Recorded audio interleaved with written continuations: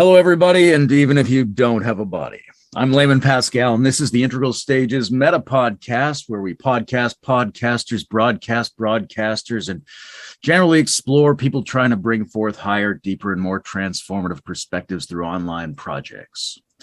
And you know, folks, there's certain podcasts, I'm thinking of people like Carter Phipps and Jim Rutt, where I'm always surprised to find them interviewing many of the same guests and covering many of the same themes that we do on the various Integral Stage series. There's something I like about that. It means we're not just crazy, or if we are, we're not alone in being this kind of crazy. Something like a common set of interests and a lot of overlap between the people we want to explore more deeply. And I've definitely found that to be true of the Lightfoot Podcast. So my guest today is the Lightfoot, and I don't know whether his feet are bright sources of luminosity or whether, like angels, they simply tread lightly upon the earth.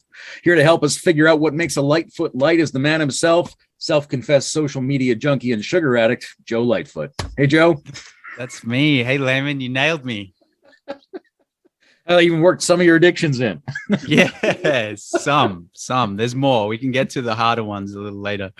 All right. Well, let's build on what I was just saying, because what does it mean to you that there seems to be this growing space of people who are interested in developmentalism and civilization transformation and ecological spirituality and metamodernism and a bigger world picture?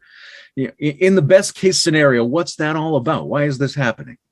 Yeah, it's a great question. And it's one that I'm really grappling with. I was just thinking about it in the shower before this podcast. Actually, the next article, I'm writing a series of articles right now around hunter-gatherer past and then potential neo-tribal future that can spawn forth from that. But the article that I want to write after that is going to be about this meta network. And I want to start to speak, and I really want to think about this. I want to sit with it for a while. And I too get a lot of juice out of the fact that there's a few of us with this same radar going on. Peter Lindbergh, for me, like just the way that he programs the Stoa. I mean, most of these meta podcasters, you've had so many fabulous people on this show, and we all seem to be looking in the same direction in the same way. And yeah, there's something really reaffirming to that.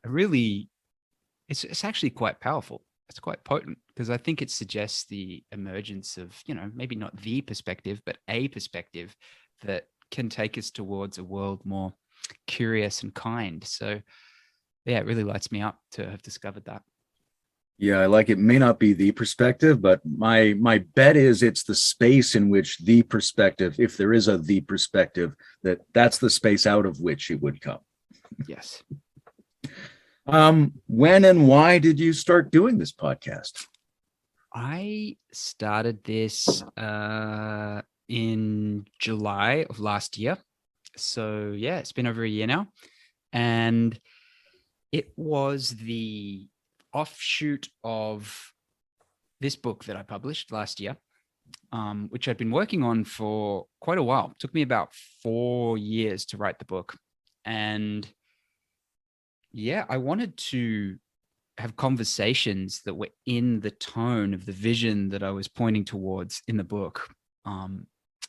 And I just love these discussions I'm having. It's just fills me with hope and optimism. And yeah, I'm just really inspired meeting these people. So that's been the fuel that's kept it going. Yeah.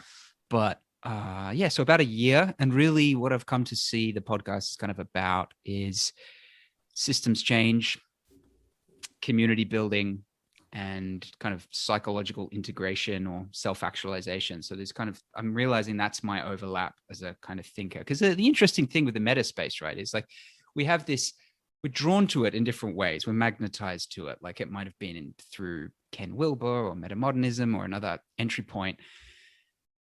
But then you start to realize like, all right, what's my contribution to this? And it's this beautiful question that we get to ask ourselves. And it's fun watching everyone find their own. Am I more interested in the psychology of it, or the permaculture, or the economics, or the politics? And I guess something beautiful that's emerged for me is that as you start to choose people you want to converse with, it starts to show you to yourself what it is that you're interested in. And that's been a lovely process for me. So yeah, that's kind of the story of it. Beautiful. Well, I wrote down, I found the blurb for your podcast somewhere Uh-huh. online, and it said this: a podcast exploring the many different pathways toward a world more curious and kind. The interviews explore questions such as how can we transform from social animals into community creatures? What is the most effective way to cultivate a truly regenerative and planetary culture? And how does our psychological integration and development fit into the grander scheme of systemic evolution? Mm. Pretty good blurb. How do you feel Yeah, I about like that that. now? Yeah, it's Good not blurb. bad. I would Yeah. listen to that. Yeah. I want to shout out my friend Dr. Jason Fox, who was one of my guests on the podcast, who coined the term "a world more curious and kind," and I've lovingly co-opted it. And for me, it's just like I get a warm little buzz of his friendship whenever I hear it, but also just like, yeah, if I was going to choose two words, that they're the words that I'd want the world to be more of, you know? So mm, there's a refreshing and kind of soft ethical clarity there. There's a kind of shout out to multiple pathways thinking. There's a notion that well, what I hear in that is integration is at the heart of our psychology, and our psychology is embedded in these larger evolutionary contexts. So Mm-hmm. this is an interesting way of thinking, way of being, way of approaching the world. Do you think that you've always generally felt and thought that way? Or do you look back and see that these concerns and qualities have developed or emerged in your personal history?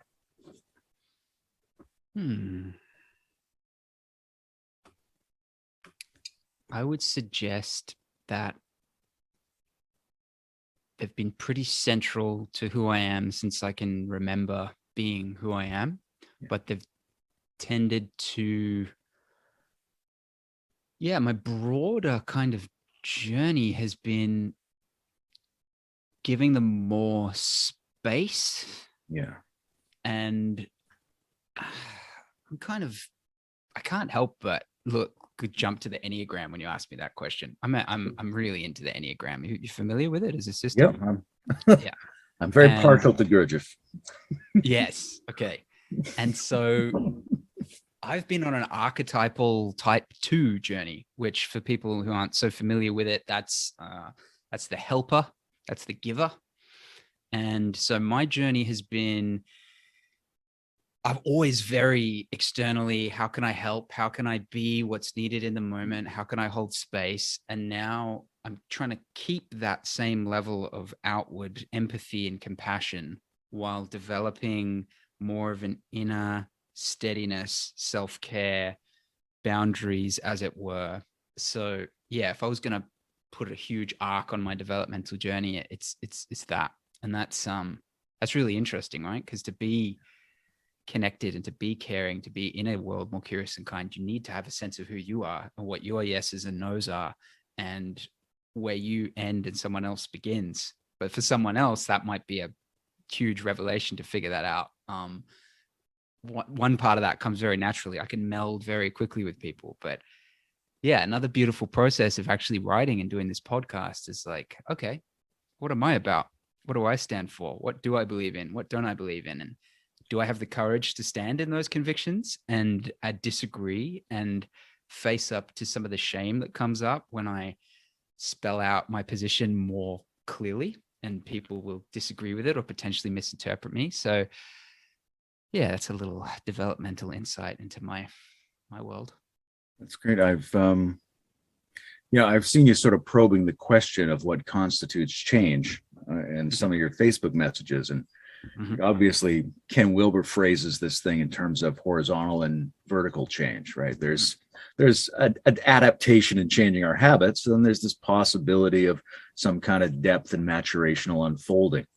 And normally, it seems like people think about that in terms of, oh, a new me, another layer of complexity emerged and enfolded me, and there's this radical newness. But there's also something that's novel but not new. I think that's something you're speaking to, like a refinement of what's already there, right? Levels of how me I am, even though I'm the me I already was.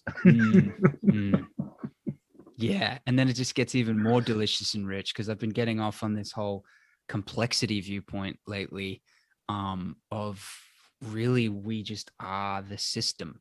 and the culture and the environment and the ecosystem, and that getting rid of that sense of the individual from that perspective. So, I mean, I think the game we're in is holding all these many perspectives, right? And maybe what I'd like to hear your opinion on as well is like, how do we turn that symphony of selves into a harmonious orchestra versus, I feel there's quite a lot of conflict going on inside of myself generally. And I've kind of arrived at the conclusion that the human condition is conflicted. Like, if I was honest about it, that's what I would suggest. And I feel a large part of this meta space is really, how do we figure that out in ourselves so that we can then bring that new integration into the system, and that kind of feedback loop that happens between the individual and the community and the system. And that's a real inquiry that I'm into. And I know you've delved into that a lot in yourself. So yeah, I'd love to hear your own ideas into that as well. Yeah, my mind kind of goes in two directions on that, although they're overlapping areas. I mean, the first thing I think is it's possible to do practices, and I think that a lot of the traditional practices, interior and enacted practices, are about taking more than one part of ourselves and trying to have them in play in roughly equal amounts in a same moment, right? Even as simple as, you're following your breath and you're observing your thoughts, right? And you're tracking them together, and they're two different systems. But if you're holding them at about the same weight, after a while, they can have these blurring moments where those two systems start to harmonize. And the more different systems you practice harmonizing, and I think the more you have the intentional clarity that what I'm going to do is harmonize some of myself, the more you can produce that. And I think it produces, a coherent interself that becomes more and more capable of drawing that symphony together. But to the question of conflict, that's really interesting, because I think too often we reject it, right? The conflict is an interesting way of at least two different selves touching each other. So it's a really fertile place if you want to bring yourselves together, because they're making contact. And if you have the wherewithal to tolerate that, to stand in that spot and not choose one of them, let them both be true, let them struggle. I think that struggle, they touch each other and they keep touching each other in the struggle. And after a while, they're much more connected. I think we flee from cognitive dissonance, but if we lean into it, we go, oh yeah, I become the thing that connects my sub-selves. Yeah. I had a beautiful image. I mean, as you were sharing the first part, I felt myself relax into my body a little bit more, which for me is always a sign that I'm like, I'm in the presence of what feels like truth to me. And then the second part was, I really like that invitation to see the conflict as, generative and a positive thing. And instead of this kind of like, I don't know, European 17th century orchestra scene of all my selves going on, I kind of can replace that with like a Bhagavad Gita battleground of just like demi beings chopping each other's heads off in an eternal war of creation and kind of holy joy and growing back. And yeah, they're kind of nice to have both those two versions going to be able to draw from, to richer kind of spread, I feel. Yeah, I think it's I think there's a sensibility that we might have lost in our discourse around spirituality over the last few hundred years, that we sort of pushed sexuality and embodiment to the side. We pushed, I think, risk-taking and friction to the side. And the risk of sharing yourself and trying to find out more what you stand for. Yeah, it is a risk. You've got to put yourself on the table there. And I think that's an important part of spiritual practice, just as inner struggle is an important part of spiritual practice. It's not just about how can I relax into the most tranquil possible state. It's about how can I show up robustly as myself, insofar as myself is the whole system. Definitely. Yep. And one of the things I think about is, what does that look like down the road? I heard somebody say, if God exists, you'll see it on the face of old people. What he meant was, if you're living in touch with deep value, then over time you should be demonstrating more radiance, more wisdom. You should be post-conventional and not a brittle, outdated, regressive old person, right? So, what would you hope to see in an actual elder that would let you know that they were an elder and not just an old person? A bit of funk. I always like the funky old ones. That is usually an indicator to me that something went right. Stephen Jenkinson springs to mind. He's become the like archetypal elder for me. I believe he's in your neck of the woods up there. I mean, he talks about elders, so that's kind of like cheating. He's kind of stolen that position by like talking about it and being one. But I think it's funny. I go to the aesthetics straight away. Like he's a good example. He's got the funk. And what else do I want to see in an elder? Like a lightness. I think there's this opportunity to start letting go again after you've kind of gone on that, Jungian U-turn adventure. You can start to just let go. And you know what? I'm seeing it in my dad, which is actually pretty cool. Nice. I'm really thrilled to see that. He's delving into psychedelics a lot and inner work and inner healing. And it's like, yeah, what a great way to spend your old age, That's what springs to mind. That's lovely. That's really edifying to see that in a parent. And I think it's not just, it heals something in your heart, I think, but it also feels to me like it gives you more opening. If you developmentally respect one or more parents, there's an opening to your ancestry that isn't there otherwise. Yeah, that's really profound. Definitely.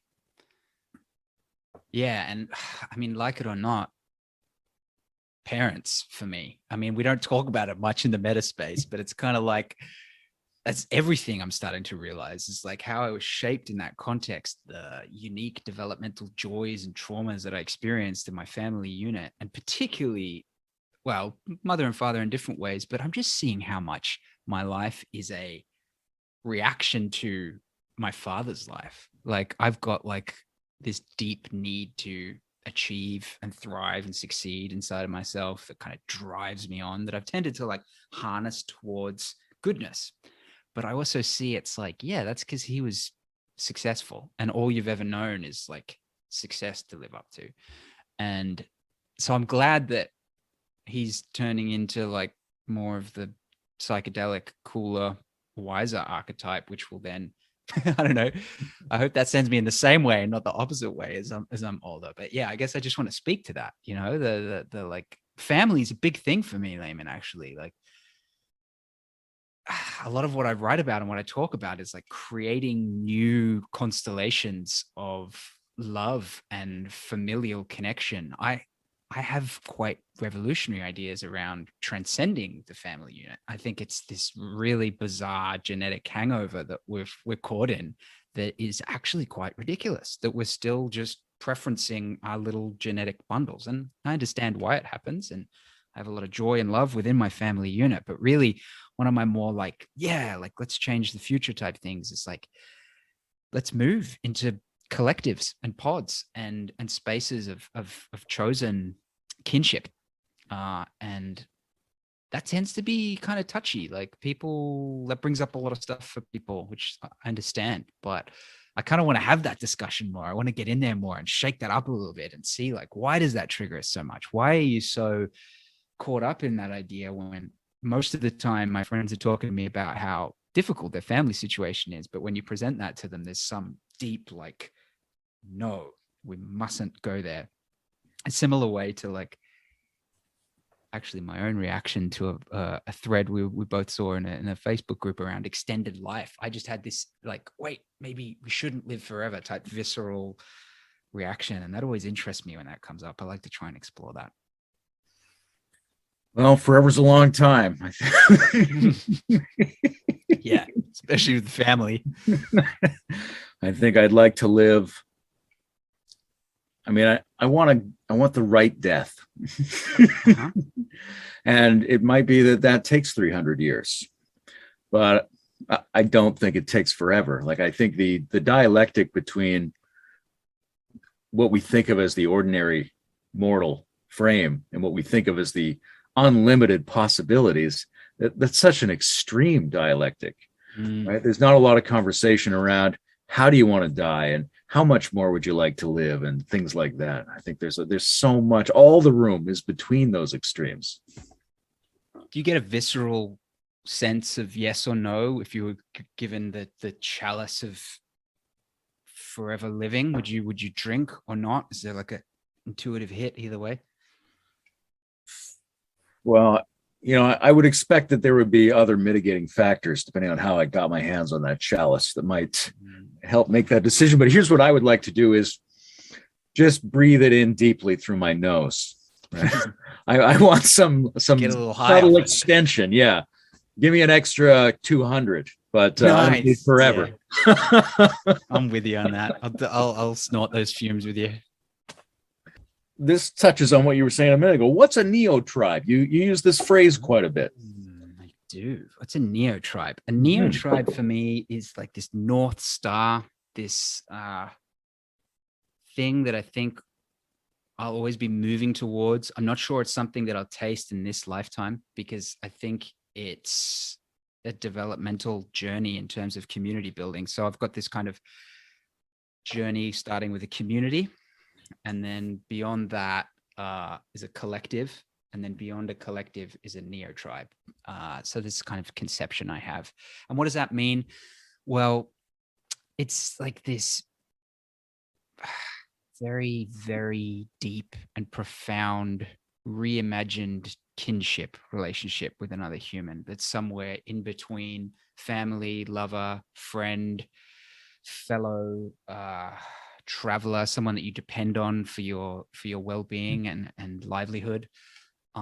It also brings in a bit of the avatar sprinkle dust over the top of it, which really is, more of a connection to our heritage for millions of years. And for me, it lights me up.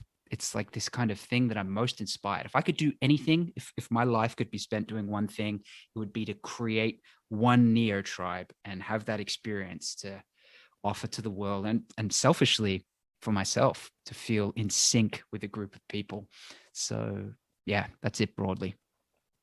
Yeah, there's so much, it seems like there's so much future for deeper, qualitatively deeper kinds of relationships of various kinds, whether it's with ourselves or, in a kind of intimate scenario or with a broader group of people. And not only does it seem like it would feel amazing, right? That it's some version of what we like the word enlightenment to mean, but also it feels like it has the possibility to change the world in the way that we'd like. Now, we don't have any proof of that because we haven't really seen it go down, but there's a kind of faith that it would work that way, I think. I feel, yeah, if I was going to suggest the surest mechanism for change to move us towards the futures that we're dreaming of, it is to create these collectives and communities and neo-tribes, cultivate this new sense of culture and love and connection and openness together, let ourselves kind of melt within that and blossom, and then invite other people in. You can do it kind of sneakily as well. You can kind of like hold an open mic with your community and then invite other people in broadly. And then the ones that are ready, you invite more deeply into it. And I've seen it happen because I've been lucky enough to experience that for 6 years, creating this collective.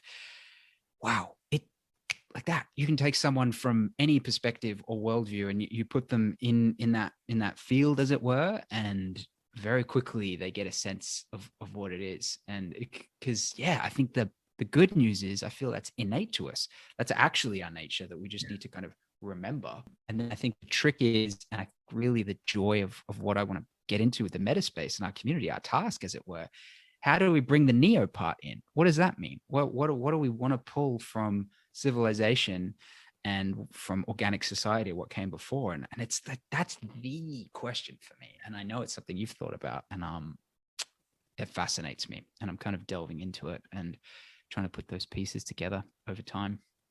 Yeah, I'm fascinated by the different aspects of it, because one part of it is, hey, we get together and we think, what are the pieces that we need to bring forward? Another part is, well, we have to be the people who can do that, regardless of whether we know about it or not. And another part is, well, we have to have the connections to each other that are capable of doing that, whether we know about it or not. And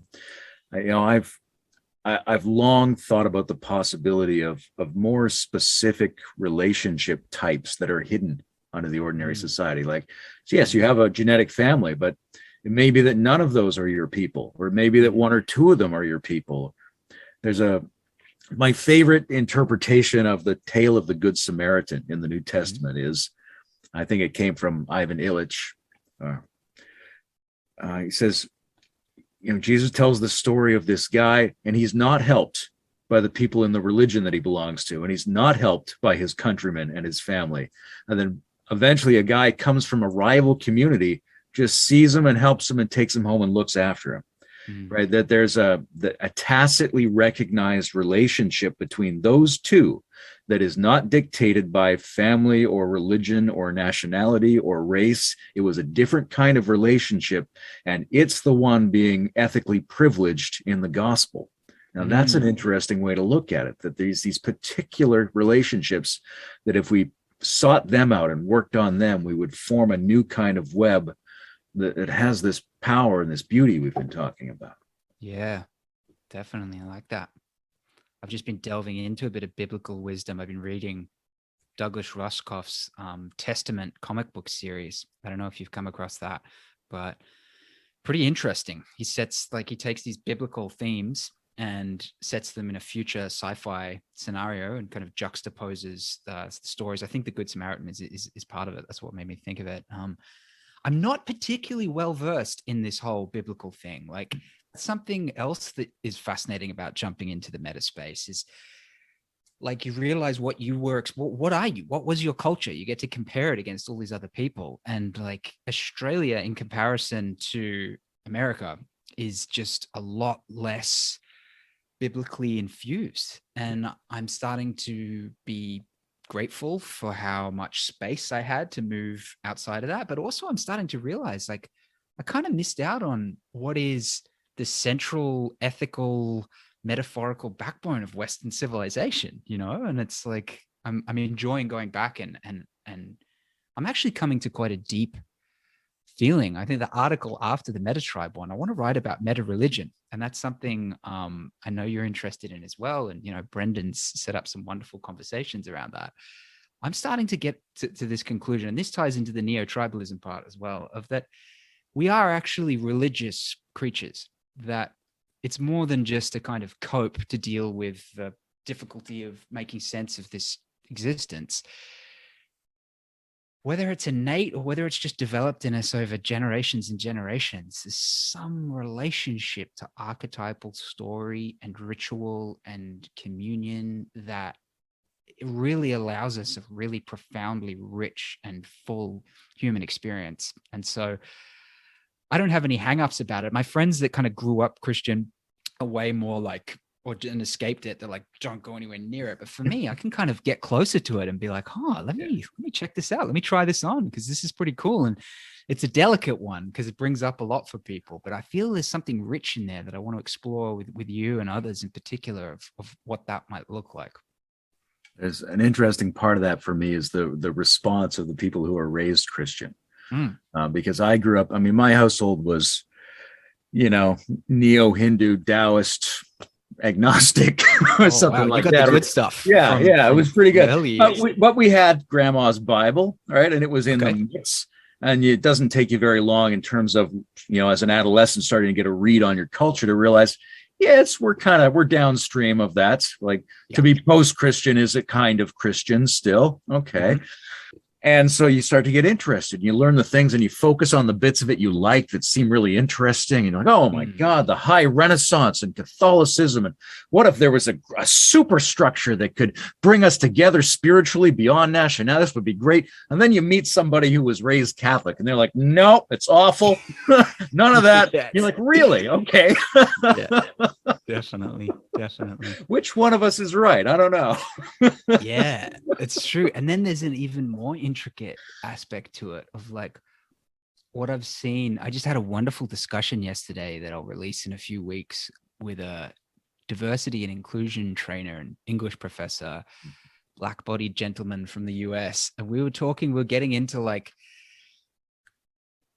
this experience of having seen this religious pattern come out in social justice scenes right now, and how automatically we default to that kind of way of being.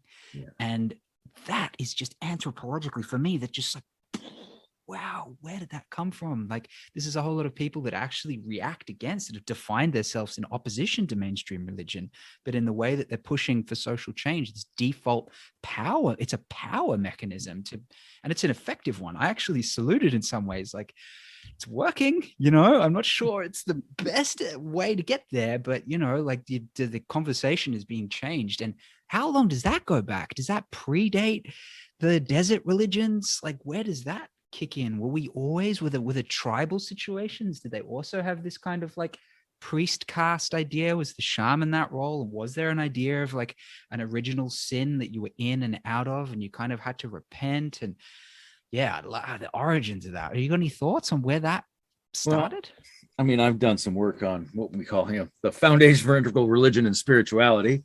So one of the things we have to do is, how do we think religion in a way that is independent of the form it takes at any particular cognitive or cultural level?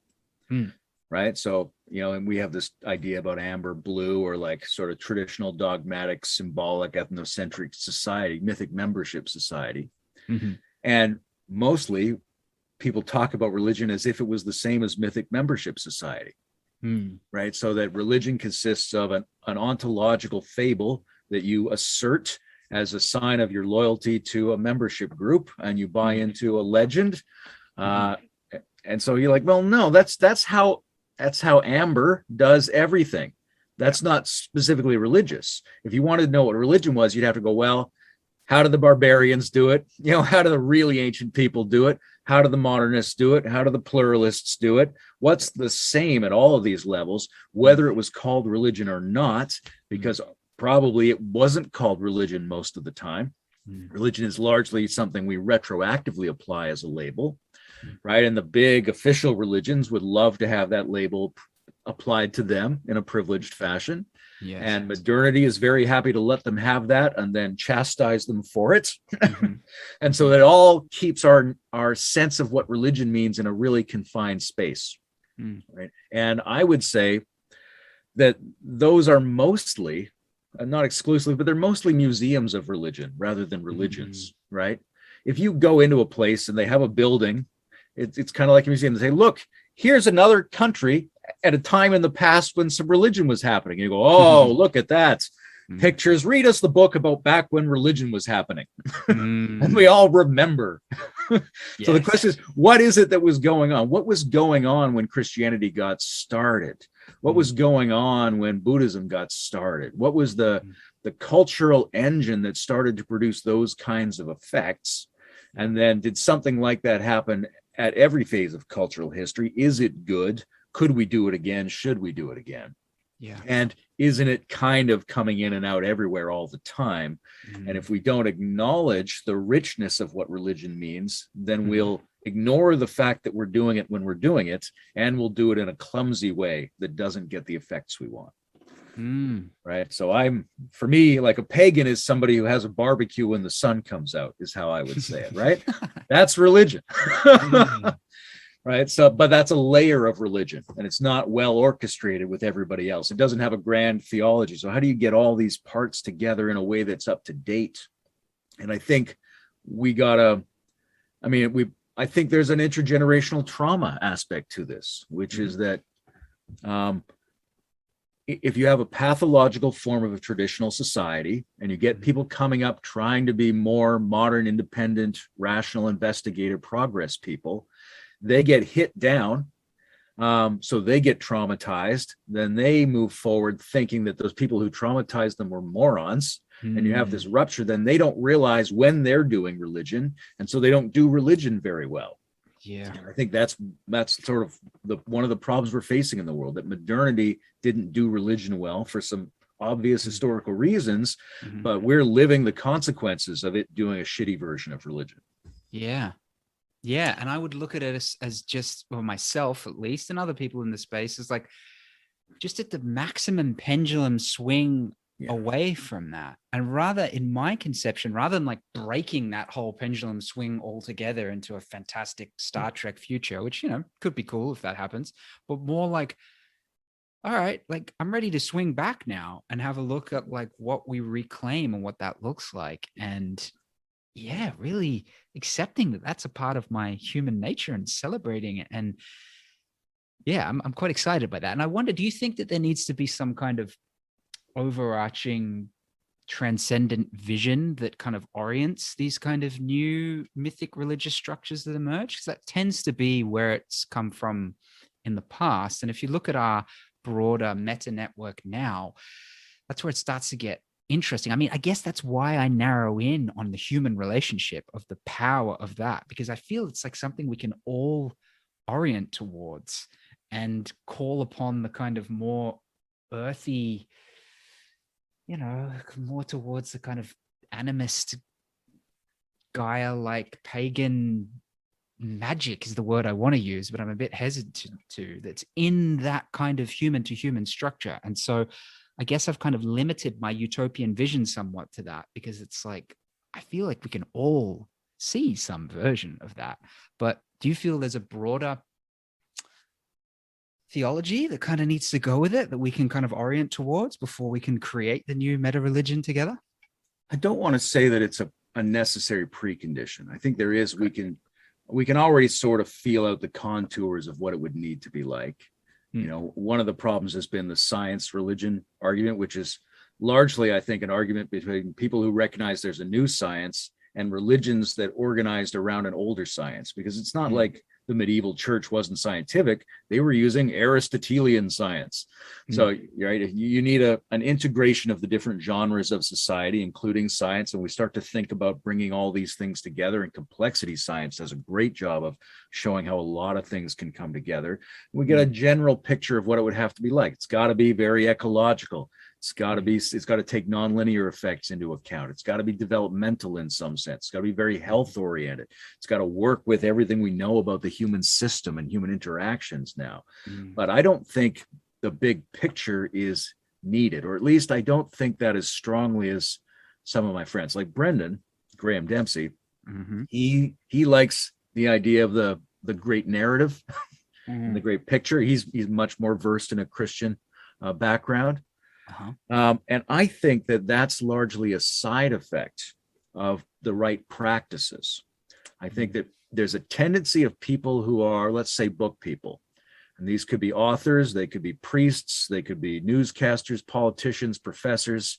Their assumption is always, we have a problem with our narrative and we need to write a new narrative. Of course, that's going to be their go-to answer. They're book Guilty people. as charged. That was me 5 years ago. We need new narratives. Yeah.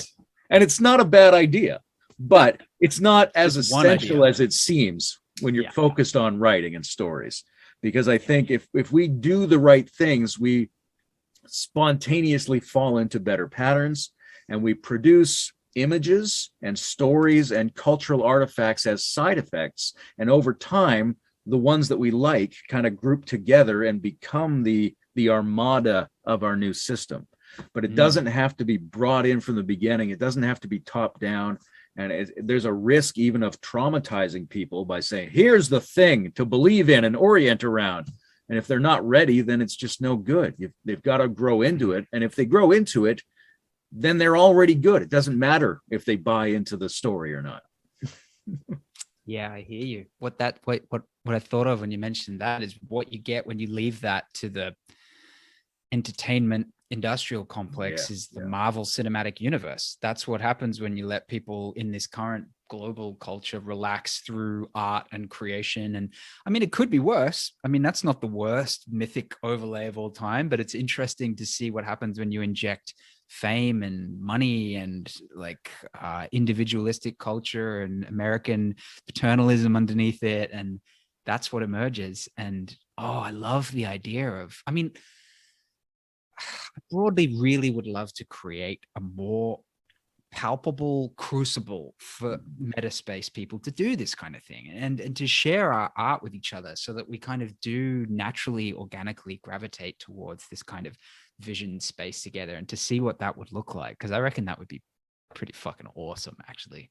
A few steps up from Captain Yeah, when I America. say it's not necessary, it's not strictly necessary. It doesn't have to come first. That's not to say it wouldn't be awesome. And right, we should definitely be, and it's good for us to be practicing creating these visions. I just recently spoke to Damian Walter. I don't know if you know him. He's an online science fiction channel, but he's really into metamodernism.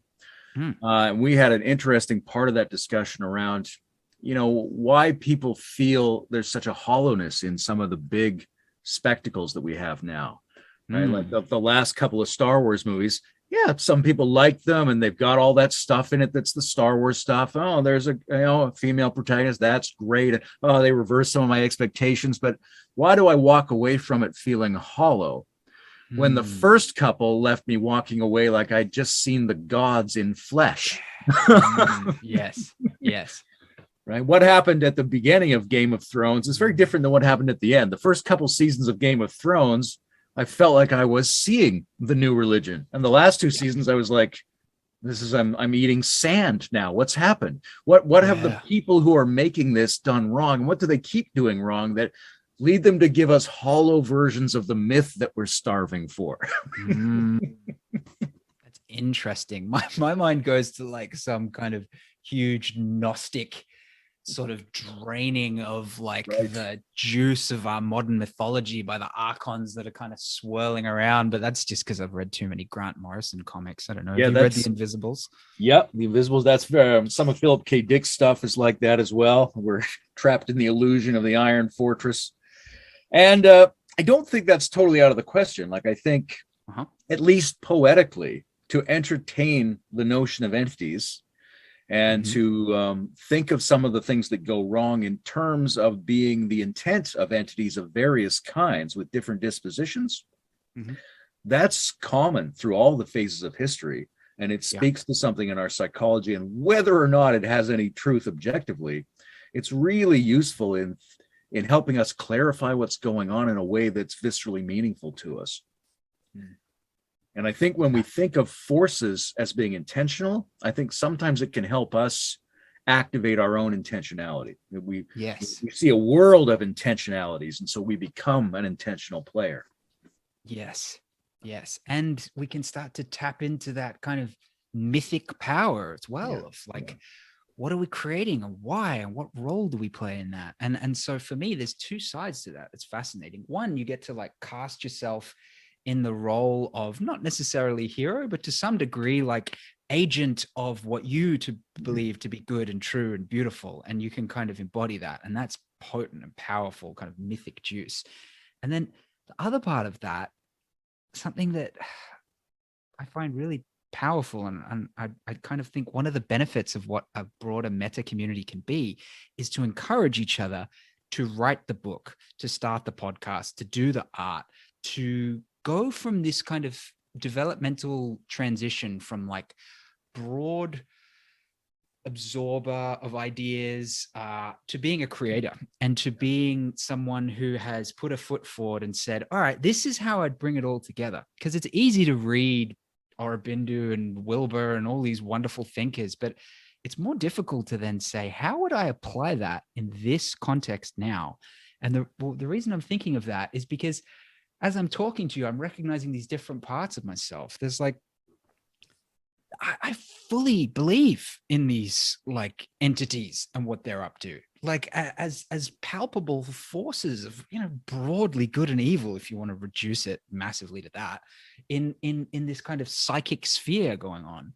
But then another part of me is like, all right, how do I overlay that in terms of like whether I take the vaccine or not, or like who I vote for in the next election, and really bringing together the kind of like tangible and the mythical and making sense of that together. And that, how we bring those two things together, I think is only really happens when you're invited to think about how does psychology, economics, and politics overlay on top of each other, rather than just let it kind of be nebulous. And it's difficult to get to that granularity unless you have to spell it out and have it questioned. And that's, I think, broadly what categorizes a lot of the thinkers that I'm drawn to in my podcast, and you too, I think, as well, is an openness to both of those worlds, a bridge between the two of them, a kind of nod towards the epistemic humility and mysticism of existence, but also putting a foot down and saying, no, rationality on either side of that. Like, I'm going to say no to that. And I'm going to suggest that maybe that conspiracy theory goes a bit too far. And yeah, being able to do that dance, which makes you kind of unpopular in a lot of spaces, really, but true to yourself. So yeah, kind of just started ranting a little bit. I have that ability, I've discovered yesterday. This guy I was talking to was like, you just went evangelical on me for about 10 minutes because he's got a Christian background. I'm like, fuck yeah, there's definitely a cult leader like inside of me. Did you win him over? Is he in your church now? He was good, man. He's like a professional space holder, this dude. So like he just held space for me to unravel and then kept bringing me back into the body.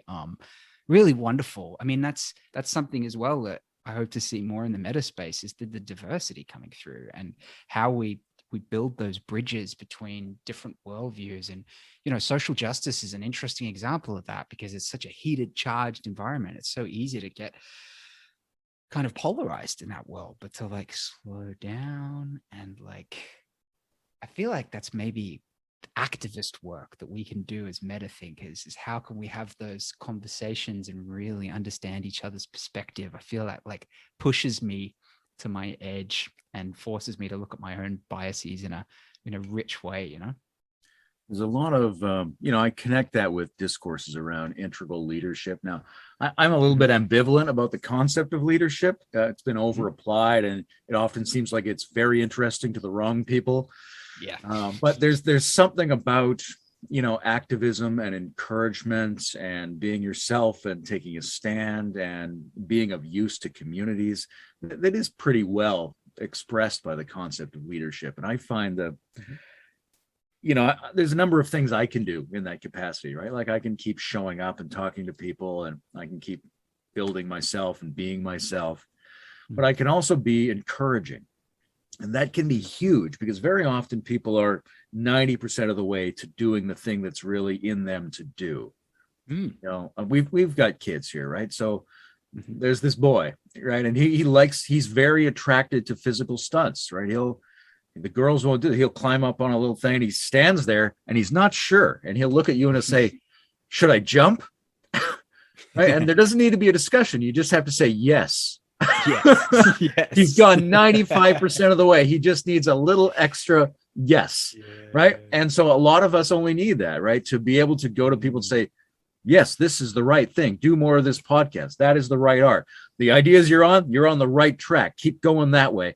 And sometimes that's all it takes for that person to start showing up more and just feel, that they have the spiritual confidence to go the way they feel they should go, which is also the way we want them to go. Yes, that's so potent. For me, that's like maybe the most magical part of good community, of when you set it up, how easy it is. This beautiful positive feedback loop that happens of like, oh, Layman, I love what you're doing with your work, with your writing, with your podcast, with how you show up. Like that's a genuine feeling coming out of me. It's a pleasure for me to convey that to you and to thank you for that. And then that nourishes you on a level of feeling seen, feeling understood, feeling motivated. You get more of a yes.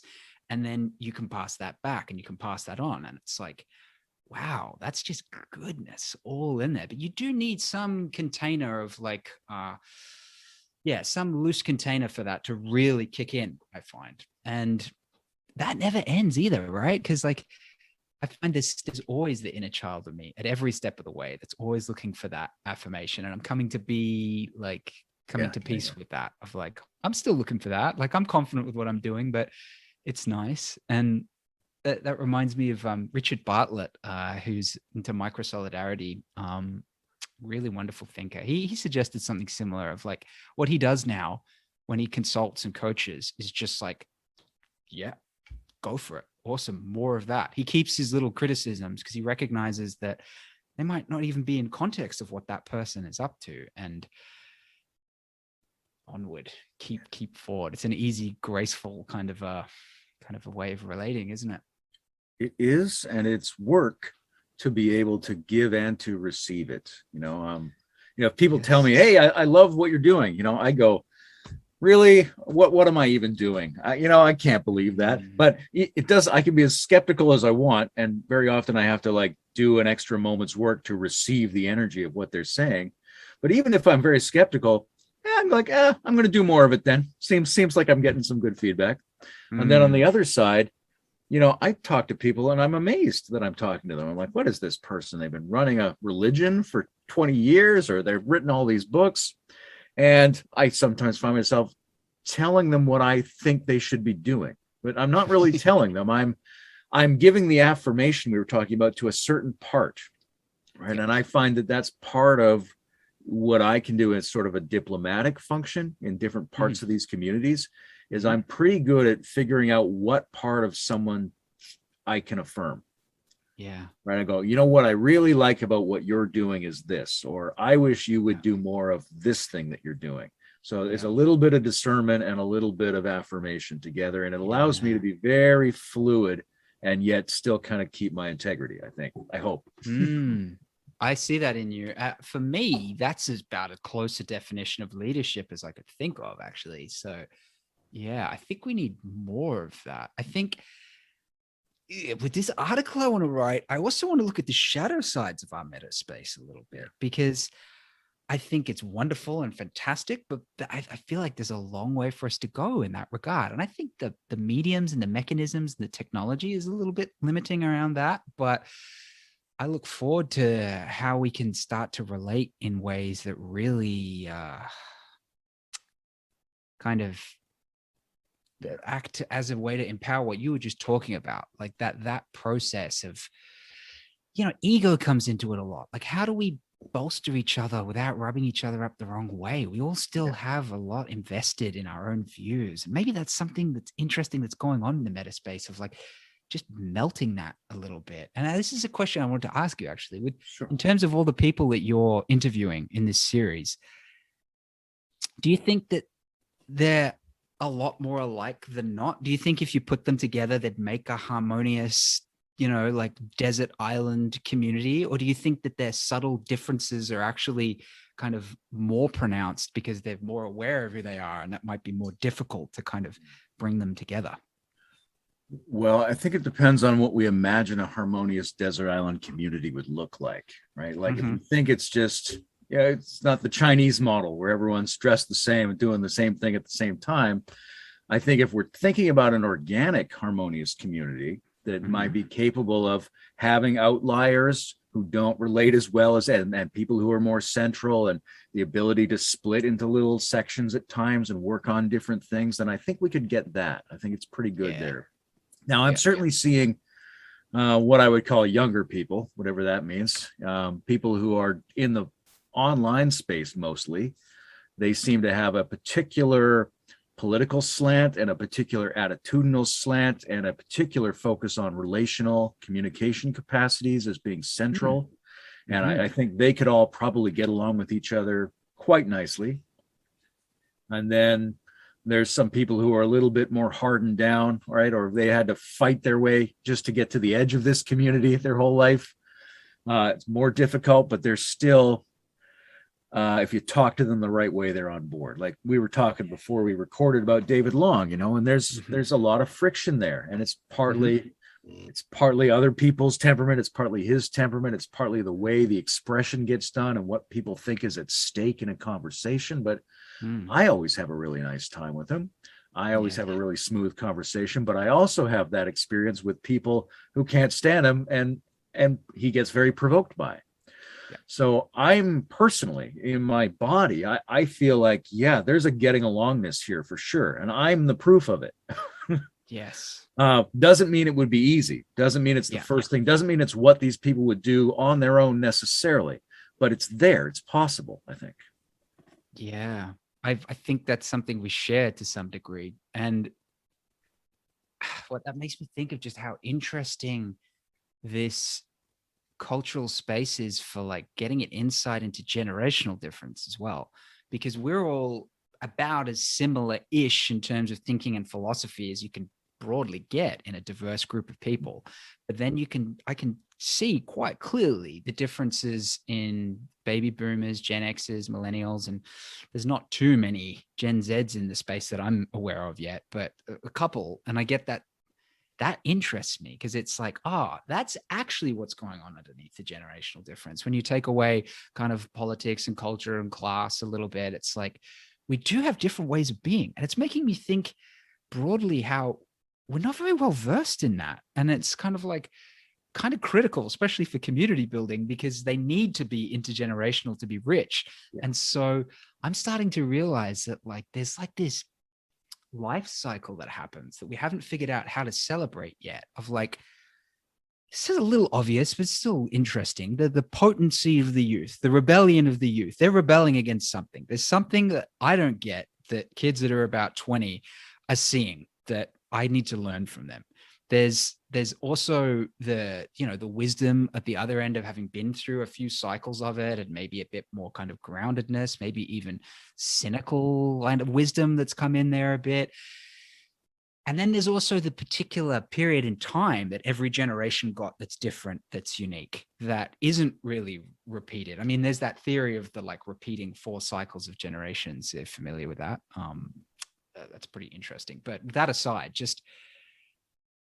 we don't seem to be very good at celebrating the differences yet. It tends to lead to misunderstanding and friction a little bit. What I've noticed a couple of times is when I've got a group of other kind of millennial metaspace people together, and we're kind of vibing out on how empathic and open and, trauma, fluent we are, that whole vibe.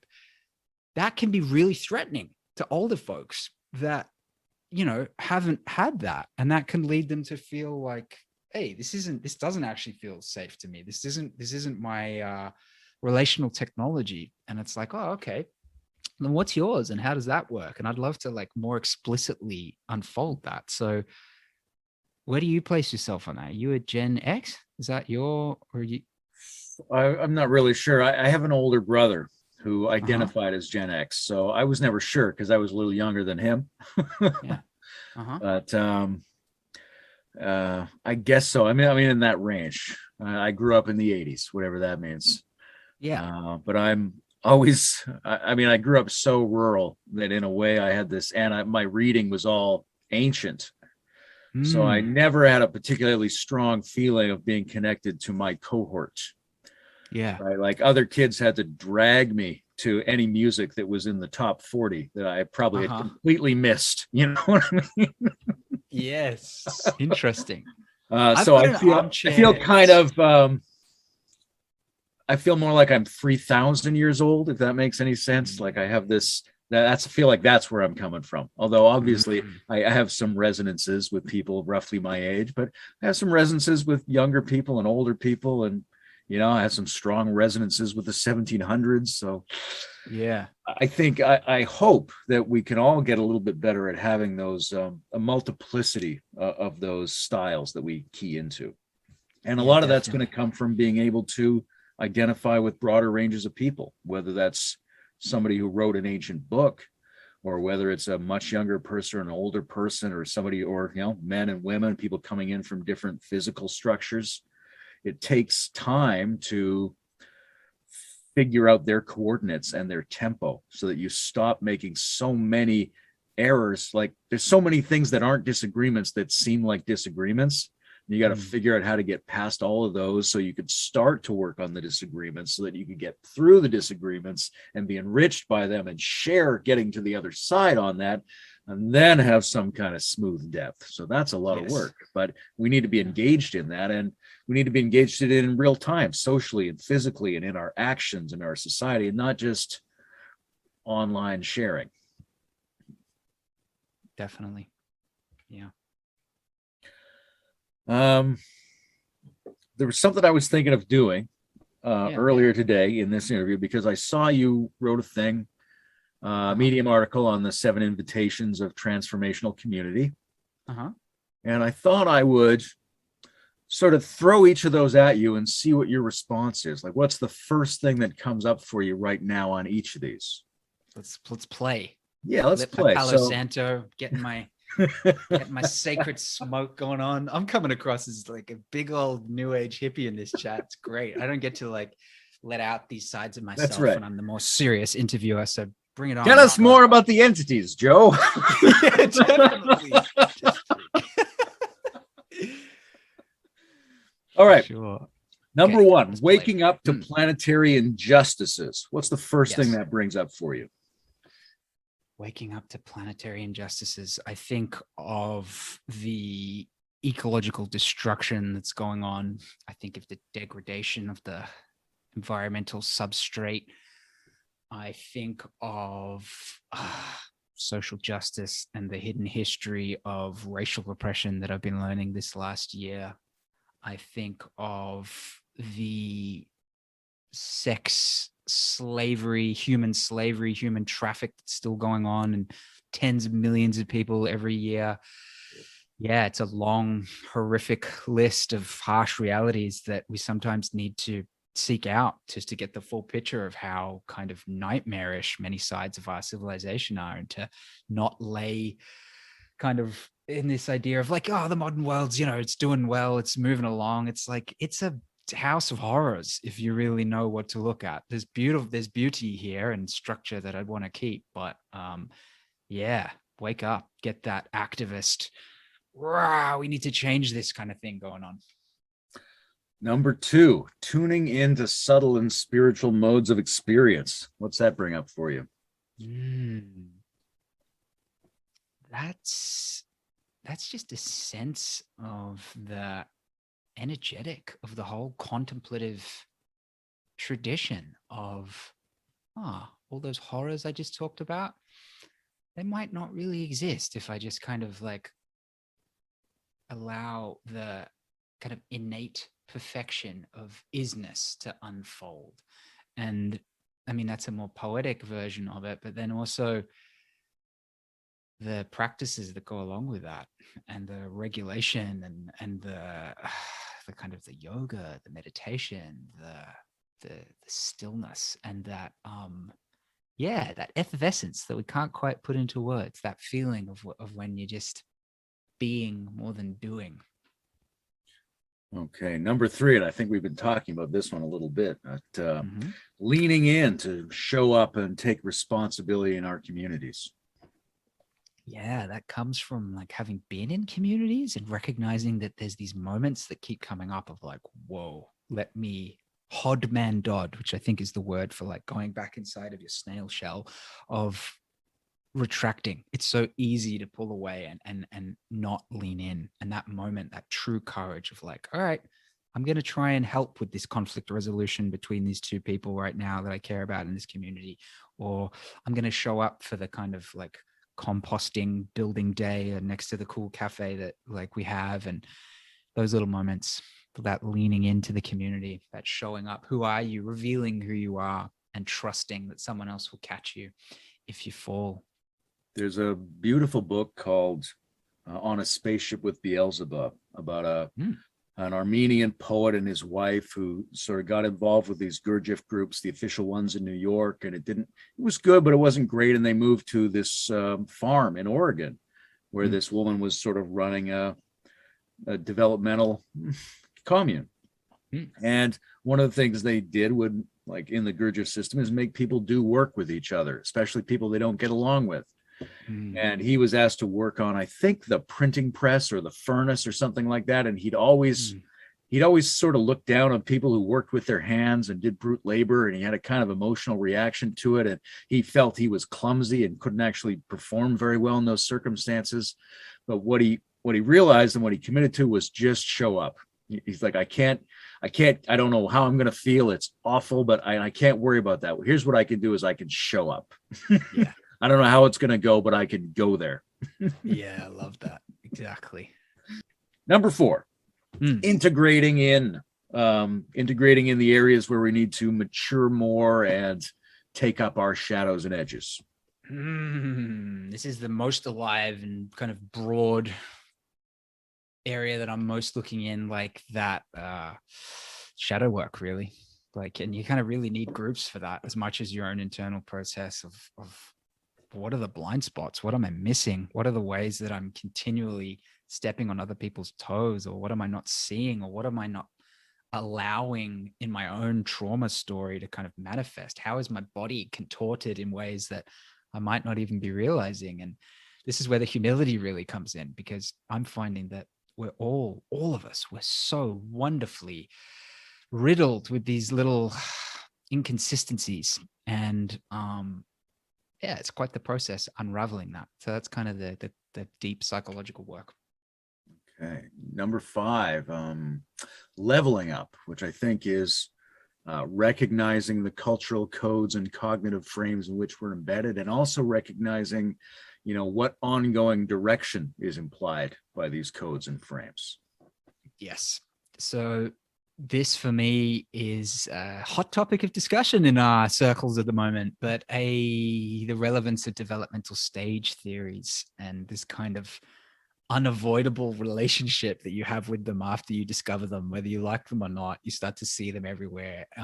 And yeah, I think becoming cognizant of the different models and the different takes on that, and finding your own resonance with some of those points further along the scale. I mean, when I first discovered, for me, I think it was through Wilbur that I first came across developmentalism, and just like, wow, let me hear about something that I haven't even really conceived of yet, and what might that look like, and an openness to that. But it goes both ways, because not only is it the growth that I feel I can move towards, but it's also the ability to create harmony between different value systems in a discussion and a community context of like, okay, that's where you're coming from with that, that's where that person is coming from, and that understanding allows for harmony. I do think that there's a wonderful updating, ongoing evolution with the models that we have, though. I definitely think they're worth critiquing and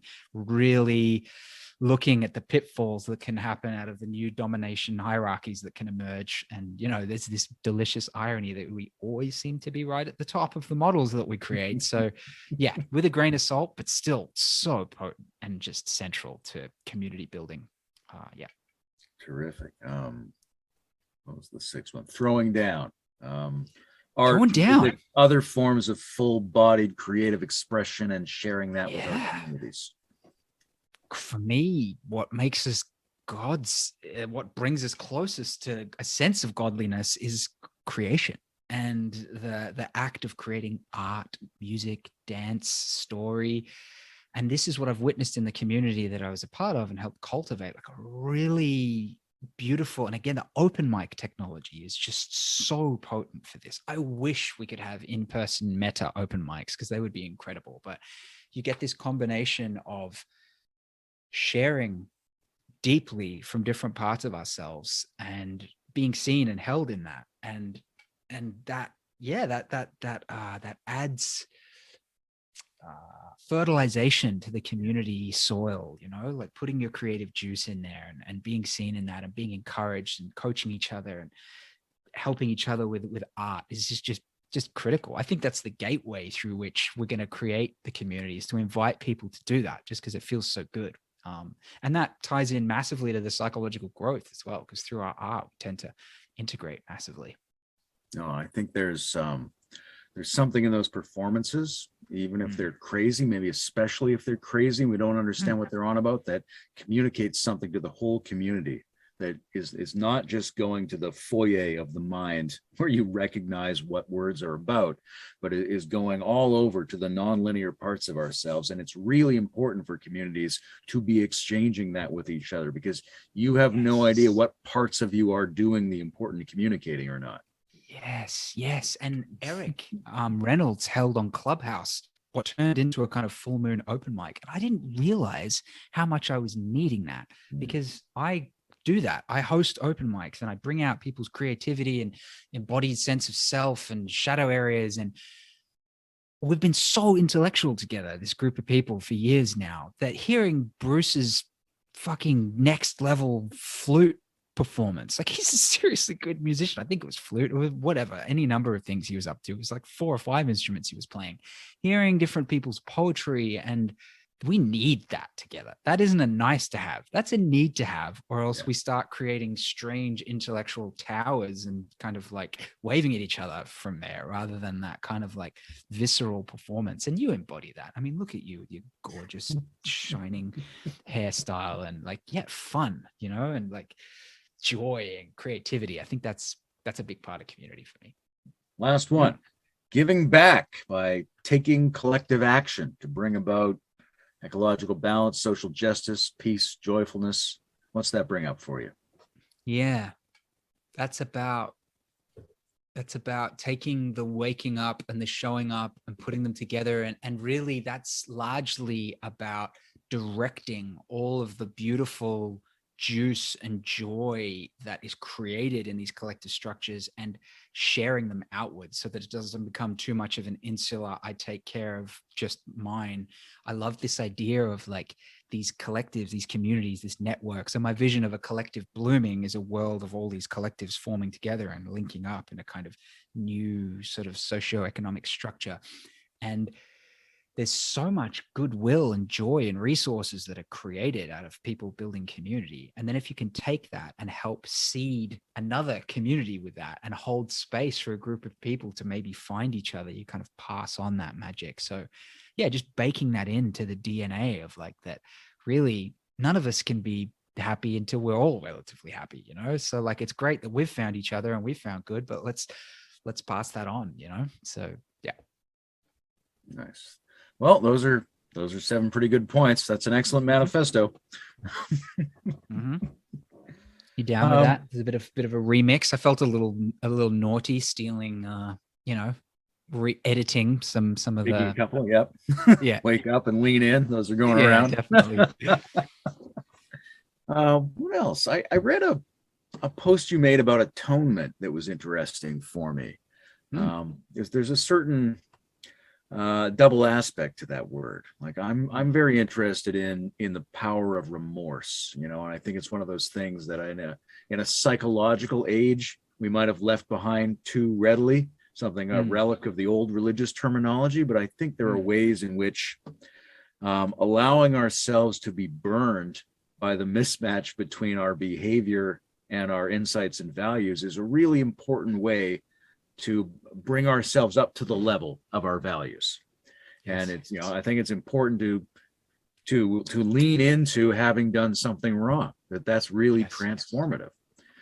Now, when it comes to atonement, there's a bit of a cultural dimension too, because it seems like you can atone not just in yourself, but in front of people or to people. And that makes it, I think, risky, because on the one hand, we need to see each other doing it.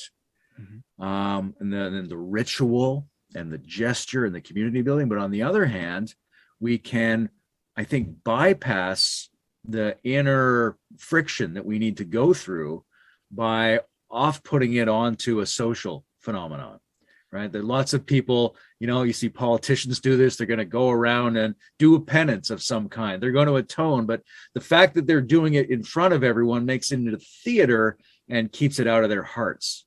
So there's a need in terms of doing that work in front of and with people. How do you feel about all that? Yeah, it's rich. I definitely recognize. I just keep looking through the community lens, right? So for me, that's another potent service that communities can offer us, is a container within which to atone publicly in a meaningful way that isn't overly performative at the right time, and be held account to that. But the complexity, this is where community for me is so interesting, because it's the most complex thing I can think of. When you're going for a neo-tribe, you're looking for a group of people that have enough maturity that they'll be able to make the judgment together collectively whether this is genuine atonement or not, or whether that needs to be corrected, or whether in that moment one of them should speak up or not, or let it be, or hold their peace, because it's really delicate, that whole thing. And it's like a recurring theme for me of like, I understand why civilization in so many ways, the model we have now, is so dense, because it's so hard to deal with those complexities in a justice system, that you really need this kind of like very high functioning, integrated, second tier level group of people to even approach justice at that level. But yeah, for me, atonement, I fucked up. I lied to my partner about a year and a half ago now. I fell in love with two different people and I wasn't completely honest about it. But more than that, I lied about it. And it was shit. It's probably like the shittest thing that I feel I've done to someone else. I felt really like not a good person. And I was questioning my own values and worth. And I've been to about a year and a half of my own atonement process with that. Now, this actually happened within a community structure, but it wasn't quite ready. I felt that public input at that point, there's too many other moving parts, too many other trauma stories going on that I didn't trust it yet. That's interesting that I didn't feel that was ready. I would have loved that at the time to have been held in that, because it probably could have saved quite a bit of like overly strong self-flagellation that took place in the first few months. But I'm all about that atonement because it's taken me about that long. I feel like I've punished myself. I don't know. Like I've done penance for that.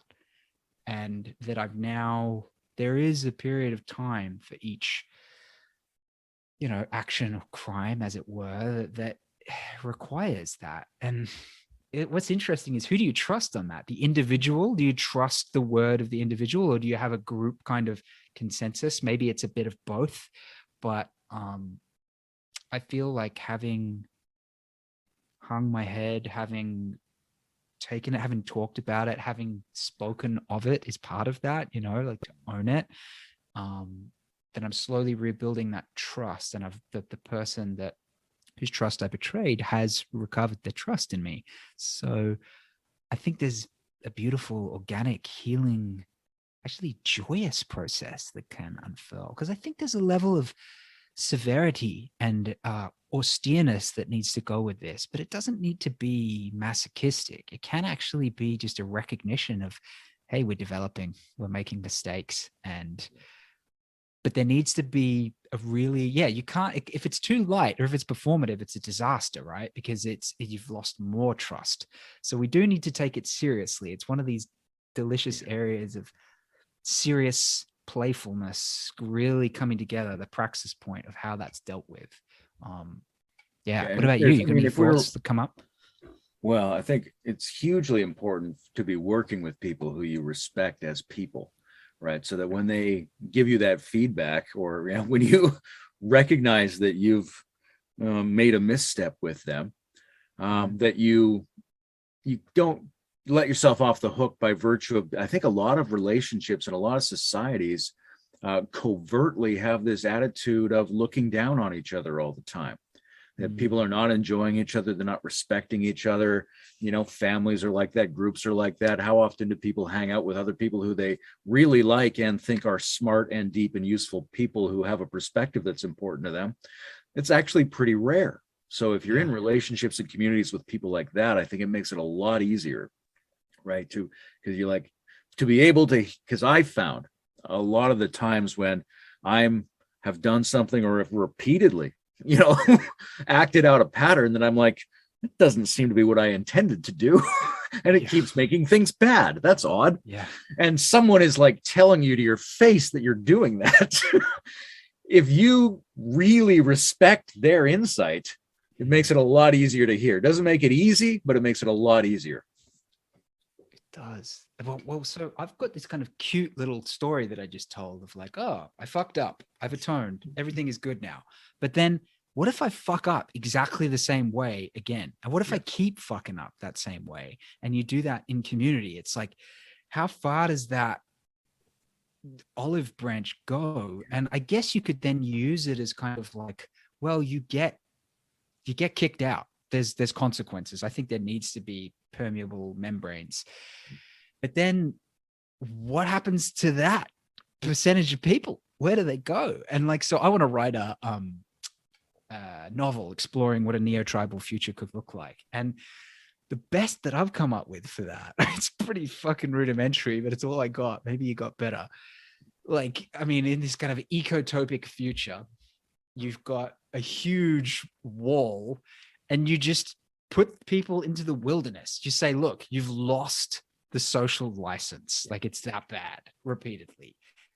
We're not going to imprison you unless you'd prefer to be, and then you can be rehabilitated, hopefully, through that process. But if not, go into the wilderness and just survive. Here's a survival kit. That's the best that I've got. But I mean, it's not great. It does lead to some delicious narrative arcs, though, doesn't it? Yeah, it's a fun sci-fi scenario for sure. Yeah. And I think it's really intriguing if those people are alone in the wilderness. If they find a bunch of other people like themselves, then we could have trouble. That's true. That's definitely the sequel when, the repressed shadow comes back, because that's what you're doing essentially, isn't it? But like, fuck, what do we do with those parts of ourselves? How do you, I mean, yeah, it's a big question, but like, I don't know. I imagine like being a pedophile feels like that for people. Like, what do you do with that? Like, once you've found yourself in that scenario, and this is where an understanding of trauma for me is so critical. Trauma and embodiment are like, if I could just upgrade everyone's understanding, it'd be those two things, because we're a product of what's happened to us and what's created us. And yeah, we kind of, how do we deal with that as groups? How do we create social technology that is robust enough to hold the true depths of darkness that is inside of all of us? And that's really difficult. And we can't rush to that stage. That's also what's tricky, right? Like, I feel like what we're doing in the meta space is what we need to be doing, gently putting out feelers. I mean, you've been doing it longer than I have. So like, you're at a more advanced stage of what kind of relationships you're weaving in that regard. But we do need to take it slow. We need to case each other out. And you can't rush into that, like, give me all of your trauma and I'll hold it and love you for it. And so I'm often left with this feeling of like, we need to like hurry up slowly. And it's like, we can only move at the speed of trust. And that's really slow in a lot of ways, because time is a really critical element in that. Yeah. And coming to terms with that, that's just where we're at, and accepting that, our practices need to get better, particularly in relationship, but we also have to start out with people who we already feel are reasonably trustworthy, right, to give us a bit of a head start, because you're right, it does take a long time, and if it takes too long, we get nothing done for ourselves or for transforming the world. And when I come on your show to talk shamanism, I think we should get into intergenerational trauma, because I think about that often through the lens of curses and curse breaking, and the plight of peoples in different contexts, and what role the shamans did or did not do, and what they still could do in terms of freeing people's souls from what's being passed down to them. Yeah. But I wanted to bring up a thing. It's just tangential, because it connects with Aboriginality, it connects with Australia, and it connects with the paternal thing that we talked about earlier. Because when I was a kid, there was this book on the bookshelf that I pulled off, and it had no title on it. It turned out to be my father's notebook from a couple of years when he went around the world, when he like left there's an old picture of him in a suit in the city. And then like 2 years later, he's got a huge afro and he's living in the middle of nowhere. So cool. In that intervening time, he circumvented the planet. Wow. And he ended up spending a bunch of time in Australia before he came back to Canada, taught himself to sail a boat, sailed back to Canada, changed the boat for a piece of land. And that's where I was born.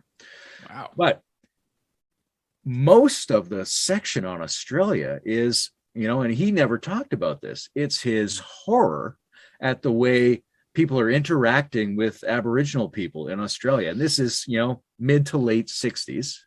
Yeah. But it's just page after page of it, like his heart being ripped out. It was an amazing thing for a kid to read about his dad. Yeah. And I don't know, no question. I just thought I'd bring that up because it seemed to connect to a couple of our themes. Definitely. It's worth speaking to. I mean, I've got some of the totems of our Australian magic behind us here. Yeah. The 60s were brutal, the 60s and 70s. I mean, it's tricky with this stuff, right? Because there's progress has happened, but the progress is like, we're still so far to go to even state that. This is like, it's hard to celebrate when there's so many deaths in custody still happening now. But I mean, there was a stolen generation going on back then, which was this idea of like, yeah, let's take Aboriginal kids away from their family and place them in. I mean, this is just like old school Black Mirror shit to the extreme. Let's put them in weird suburban Christian contexts so that we can like breed the indigeneity out of them, and then they'll be upstanding citizens. So like the trauma repercussions of what that means for generations of displacement and who am I and what am I placed in is really extreme.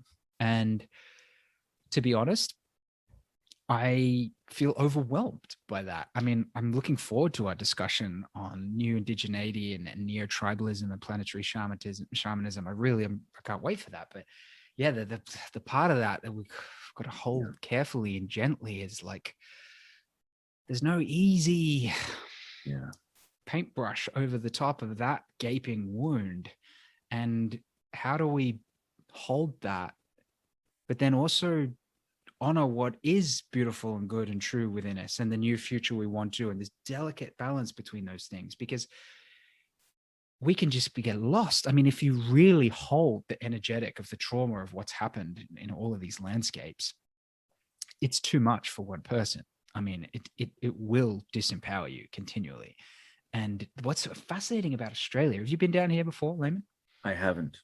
Okay, the land, it's palpable. You're talking like at least 60,000 years of living neo-shamanic culture on top of it. And you feel it. It doesn't take much to feel the spirit of the land here, but you also feel like this layer of tragedy, this like sorrow, this melancholy in the bush. And it's like, yeah, there's a rich substrate, but much deeper. That's just a layer.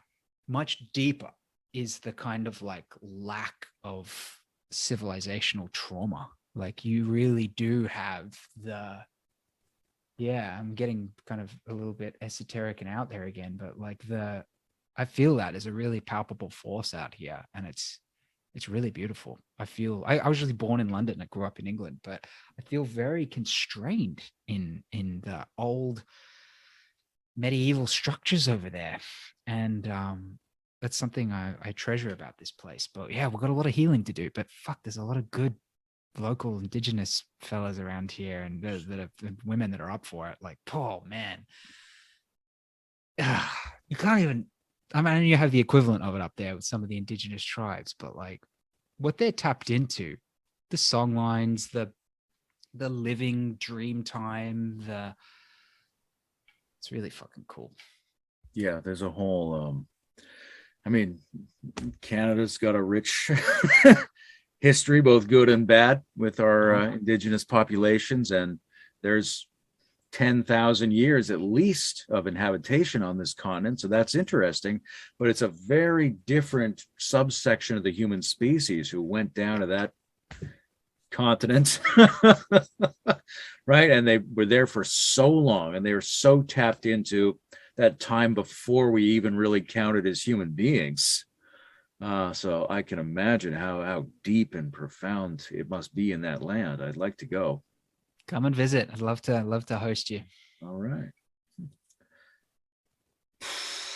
I guess we've got to be pretty close to the end here. Yeah, I'm good. I'm loving this conversation. Anywhere you want to go, we can wrap it up. Any other things you want to touch on? This is great, and it's one of those things where I go, yeah, I feel like we could just talk for hours, but how long can I expect a person to listen to a single recording? Yes. I'm not great at that. I'm not great at considering that element of things. I get lost in the experience of what happens. So I honor that. Let's consider these beautiful listeners out there and the journey they're going on with us. All right. Well, if you're out there, we honor you. This is great, Joe. I'm such a sweet, tingly, open, happy, futuristic, archaic time I'm having with you. I look forward to talking with you again on your show. And, thanks for being here. This is a real pleasure. I encourage everybody to check out your podcast and your articles and maybe even your book. Thanks, Layman. It's been really lovely to chat with you. Looking forward to the next round, my friend.